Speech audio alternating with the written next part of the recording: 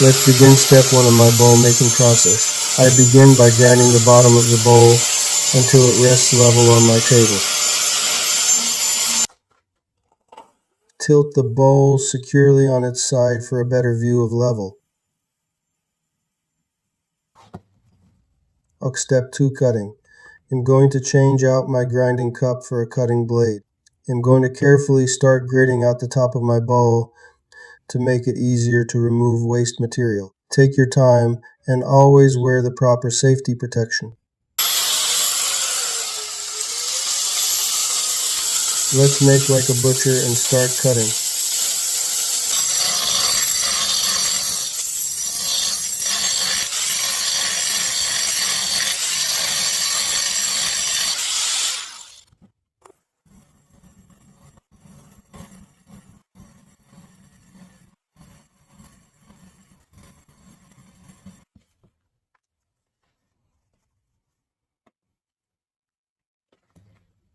Step 3, chisel and hammer. Now it's time to take the old chisel and hammer to the stone. This is one of my favorite steps in the process. It's very relaxing, and in this step you really begin to see some progress before the end result. Isn't it beautiful?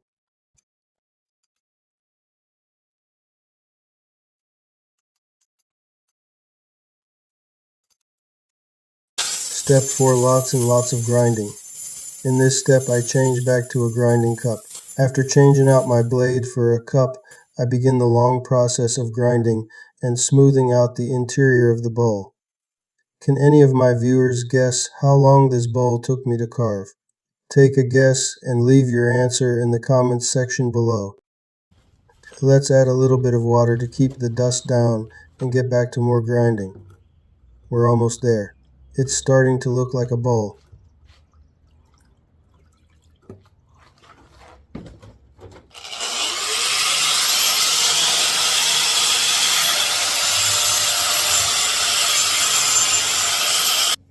Time to do some sanding and the bowl will be finished.